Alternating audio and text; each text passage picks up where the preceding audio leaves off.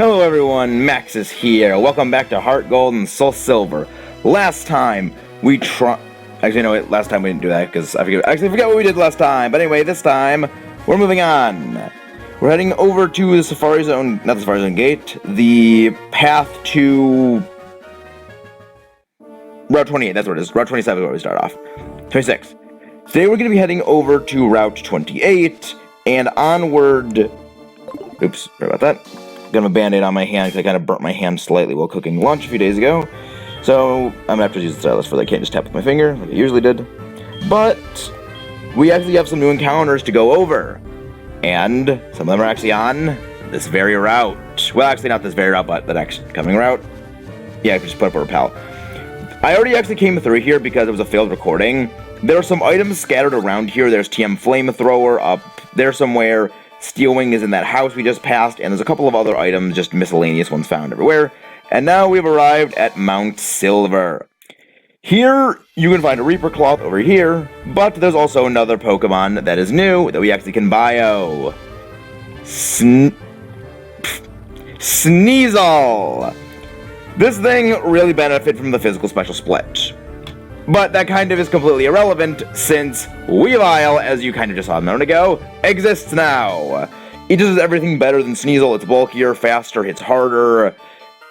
It does better. It's also not like my post-game because we're already in post-game, and post-game is when we can first find Sneasel, so it's just kind of better. So we're going to focus on Weavile now. Weavile is fast. 125 speed, 120 physical attack, but kind of joke everything else. This thing is a glass cannon, or rather an ice cannon. Hits really hard with both dark and ice moves that are now physical, like Ice Punch and Night Slash. And it's one of the few ice types that can really do well without having to use Ice Shard. Mamoswine was really good beforehand, but it was a bit slow and didn't outspeed a lot of things. Weavile is a lot faster, hits a lot harder with Ice Punch as its primary ice offensive move, and it is really good. As a dark type, it can also do some good dark type things. And Mom, stop calling me. It is just really good at doing those ice type things and doing those dark type things. However, it is not as good as Mamoswine, since Mamoswine does have kind of the bulk to use a move like Avalanche, and also has Ice Shard for priority, which kind of goes fast, but kind of goes above speed. As a dark type, it does kind of lose out to Honchkrow, because Honchkrow has that whole mixed thing it can do, despite also being a lot glassier, but it has that mixed thing it can do, and also it's just been easily obtainable a lot earlier. So, Weavile is kind of in this weird limbo of, it's not bad, but it's just we've had so many other Pokemon that can kind of do what it does, and to do what it does better for longer. I don't kind of find it as necessary of something to kind of take notice of, because we've had Mamoswine and Honchkrow for so much longer. We're only just now getting access to Sneasel because we beat Blue a little bit ago. Inside Mount Silver, you're going to be finding some Pokemon, and there are some pretty rare ones, and they're also a bit higher leveled, but they're not too terribly important. They're level 40 to 42-ish.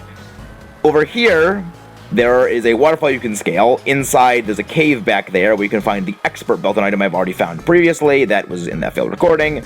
And over here, we have rock climb usage. We're not going to be doing this right yet. I don't want to be going over Mount Silver in its entirety, because there's a lot of things to do still there. Well, it's not a lot of things, but there's two big things to do, and I am not nearly at all ready for one of them. So, the Battle Frontier.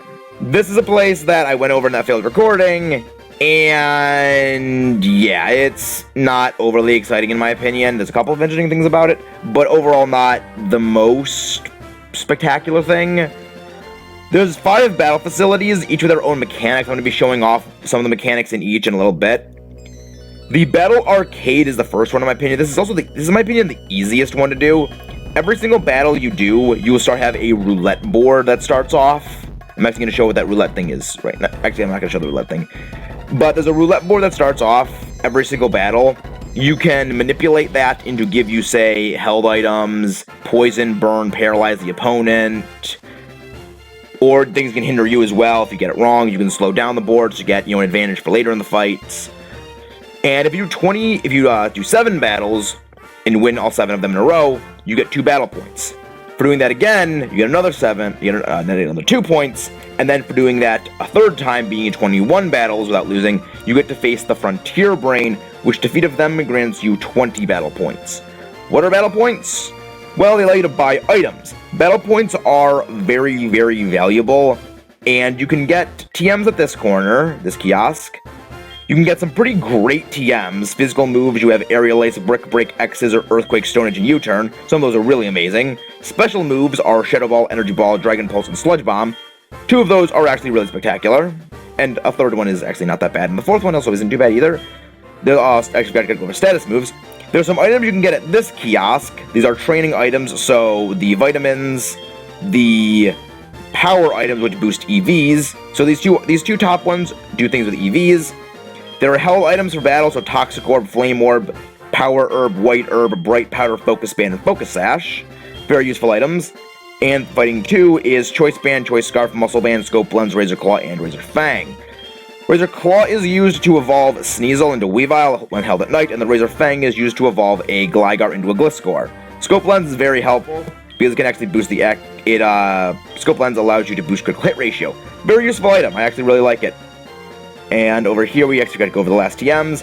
These will be some pretty invaluable TMs, as the status ones, at least one of them in particular. Toxic, nothing much. Will-O-Wisp, Attract, Bulk Up and Calm Mind, fantastic moves.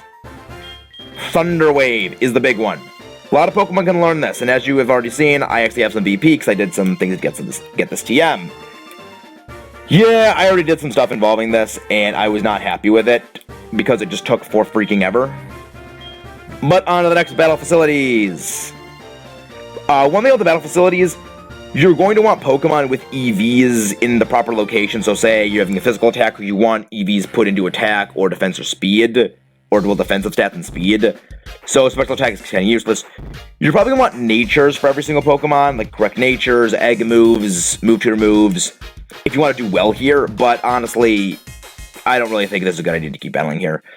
The Battle Factory, the location we are currently at, you actually don't need to prepare any Pokemon at all. They will let you rent Pokemon for usage, and they already have, good movesets, held items, proper EV spreads, natures. They're already basically put together, but they're not the strongest starting out. You kind of have to work your way through the battles to get stronger and stronger Pokemon, because the battles might start off with, say, unevolved Pokemon, and you yourself are starting off with them, but as the fights progress, you'll be going into next stage evolutions and just progressing into more and more powerful Pokemon. Over here we have the Battle Hall. This place allows you to only use one Pokemon at all. In double battles, you have to use 2 of the same Pokemon, so 2 Pokemon of the same species, and it's interesting. I've never really battled here myself, but it's something. The last one is the Battle Castle. This one is pretty wonky, to say the least. You earn battle points for battling here as well, but you also earn things called Castle Points, which are used to purchase in Battle Castle rewards. Love this place, and I also love the music. I want to demonstrate the Battle Castle specifically because of how much stuff there is to do here. There's a lot of little itty-bitty mechanics, and there's also one particular character who resides here that I would like to show off because it's, well, important to another game that also has very awesome music and does prominently feature a castle. And last of all, we have, if I would just be able to head north. There we go. Just heading up north. The Battle Tower. This place is straightforward. What the? My computer just did. Computer. Computer.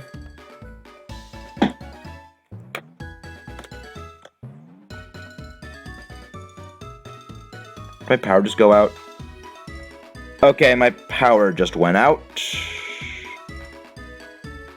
That's not good.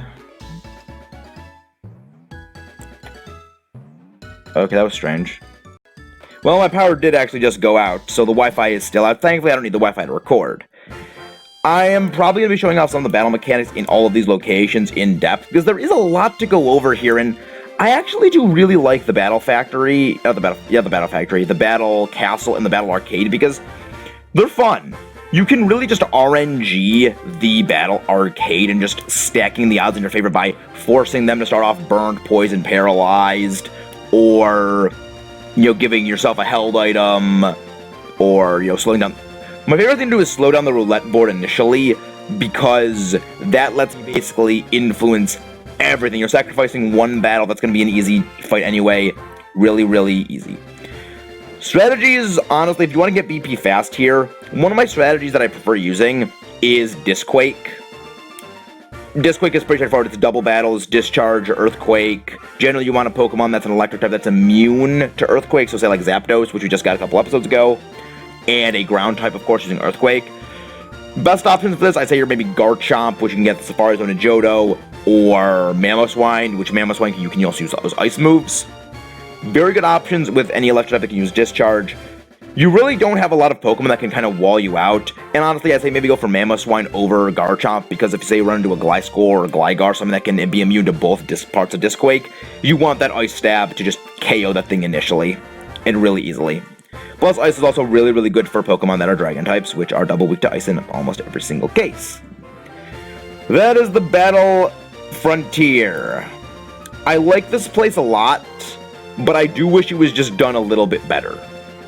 I think it also might be because I'm a bit spoiled by the later games, where the battle facilities there are just a lot easier to get battle points on. Because when I got the battle points to get Thunder Wave, because I wanted to use Thunder Wave something, it was a slog. It took about maybe 5 or 6 hours to do that, because I got close to being the Frontier Brain. I got close to the Frontier Brain battle, and I lost on my 20th battle in the Battle Tower, and that happened a couple of times, where I got close and then just lost, so I just kept battling the thing over and over again. It takes a lot of time, and granted, it was because I wasn't using optimized movesets or stat spreads, because I was using my playthrough team, and I wasn't using, say, properly EV-trained nature Pokemon. It was my fault, but at the same time, it's long to do that, and also to take a long time to get those Pokemon prepared. So, that is the Battle Frontier. We don't really have much left to go over in this game. We've got a couple more legendaries to catch, but not too many, at least I can think of.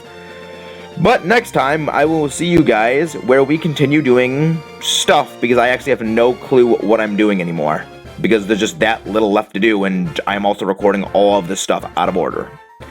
See you guys next time. See you next time. Don't forget to like, comment, subscribe, hit the bell notification for more content. Maybe I'll have a clue what I'm doing next time. See you guys then.